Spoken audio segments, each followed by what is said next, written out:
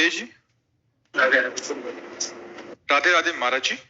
महाराज जी, मैं YouTube पर लोगों को सोशल मीडिया के बारे में सिखाता हूँ और मोटिवेट करता हूँ।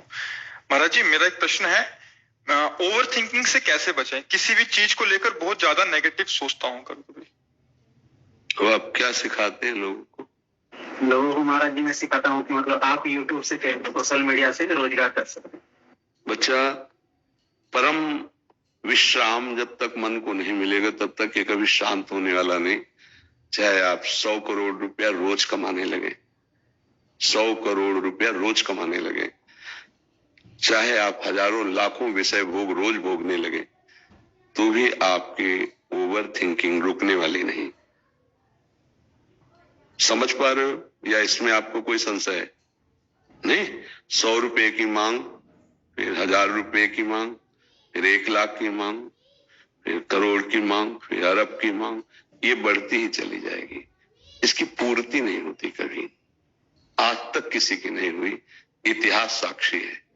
उसी की पूर्ति होती है जिसको अध्यात्म का ज्ञान हो जाता है। उसके अंदर ये वृत्ति आती है, जथा लाभ संतोष सदा काहू सो कछु न चाहोंगो, परहित निरत निरंतर मन क्रम वचन नेम निबहोंगो, कबहू कहो या रहा निरहोंगो। जिसमें हम अपने विचारों पर शासन कर सकते हैं, हम अपने मन को शांत कर सकते हैं। वो रुपया नहीं होता, वो भोग सामग्री नहीं होती, वो अध्यात्म होता है। आप इस बात को स्वीकार करते हैं?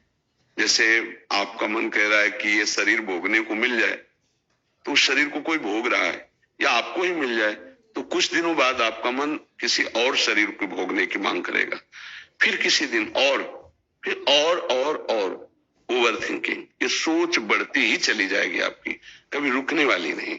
ये रुकेगी तो एकमात्र श्री भगवान का आश्रय लेकर अध्यात्म ज्ञान नाम जप के द्वारा रुकेगी।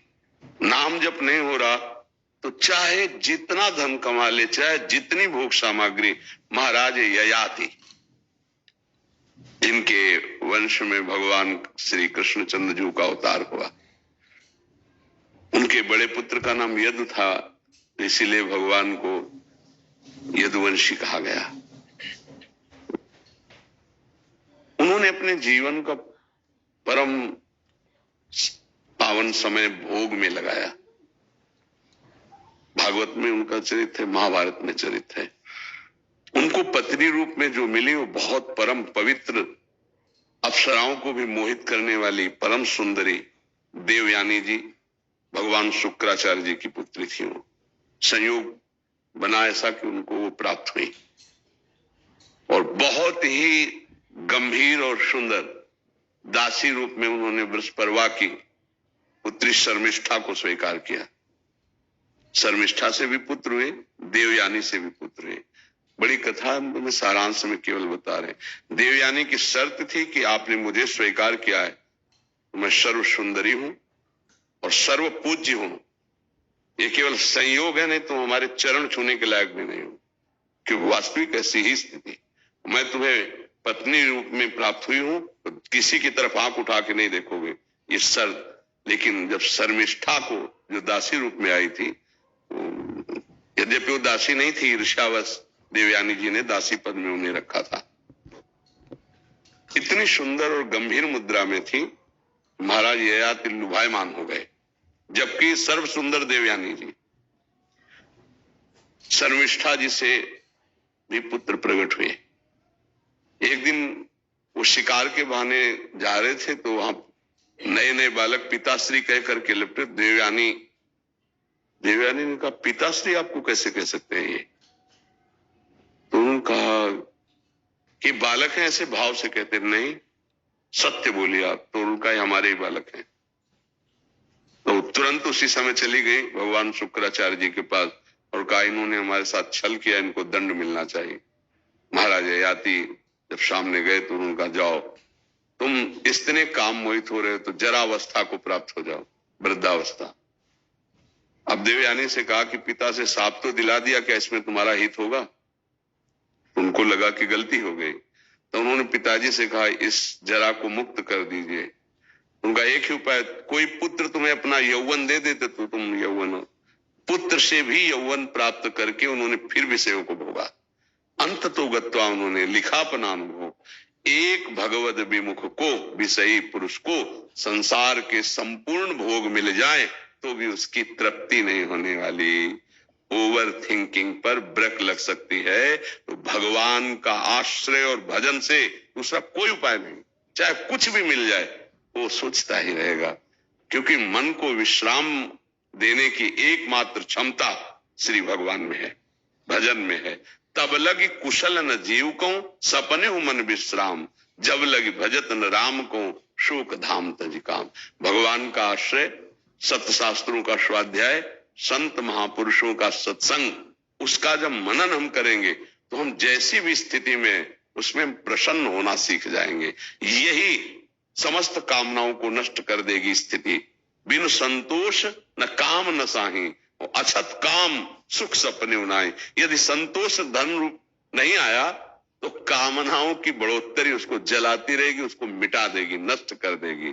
तो ओवर थिंकिंग से बचने के लिए भगवान का आश्रय, सत्संग और नाम जप, ये तीन बातें यदि जीवन में आ जाए तो बहुत आनंद आ जाएगा, मन प्रसन्न रहेगा, विश्राम को प्राप्त हो जाएगा। अगर अध्यात्म से नहीं जुड़ा है तो हमें एक उदाहरण बता दो कोई, जो अभी तुम्हें वर्तमान में दिखाई दे रहा हो, लेकिन बाहरी बात को लेके नहीं। तुम बाहरी बात को लेके और हम यहाँ आंतरिक बात को लेके, जैसे तुम प्रश्न करते हो ऐसे आंतरिक स्थितियां यहाँ सबकी आती हैं। बड़े बड़े धनी मानी पदाधिकारी सब, उनसे संभाषण होता है तो हमें सब पता चल जाता है। विश्राम उसी को देखा जो भगवान का जितना आश्रय लिए अन्यथा नहीं। बोलो तुम्हारी दृष्टि में कौन है? जो अध्यात्म की निंदा करते हैं, भगवत मार्ग की निंदा करते हैं, उनको पूरे जीवन में परिणाम दिखाई देगा कि वो ऐसी जगह खड़े मिलेंगे जहां कुछ नहीं है, कुछ नहीं प्राप्त किया जीवन में, सब कुछ होने पर भी बहुत ही घोर अशांति में जीवन होगा। जब आपके मन की ओवर सोच, जो अब ये मिल जाए, ये मिल जाए, ये भोग लूं, ये भोग लूं, और जब उस पर बाधा पड़ेगी तो अब उसको संभाल पाने की योग्यता आप में नहीं रहेगी, क्योंकि अध्यात्म नहीं है। अध्यात्म सबसे पहला पावर प्रकट करता है सहनशीलता, तितिक्षा, जिसे संस्कृत शास्त्रीय भाषा में कहते हैं, और उसका सरल अर्थ है हर परिस्थिति को सहना। ये केवल अध्यात्म में आएगा। सम्मान मिलता है, मेडल मिलता है तो सब फूल जाते हैं, लेकिन जब अपमान और हार होती तो अच्छे अच्छे को रोते देखा गया है। ये क्या है? एक पक्ष को, सम्मान को, जीत को, लाभ को, सुख को तो तुमने अपना माना उसे, और जब दुख आया, अपमान आया, हार आई, तब वो ऐसे मुस्कुराते तो तुम्हें पता चलता कि उत्साह संपन्न करना किसे कहते हैं। और वो केवल अध्यात्म से हो सकता, प्रकृति से नहीं हो सकता। इसीलिए अध्यात्म के बिना सही मोटिवेशन स्थायी नहीं हो सकता। सही उत्साह अध्यात्म से मिलता है, जो अपनी इंद्रियों को काबू में करके फिर चाहे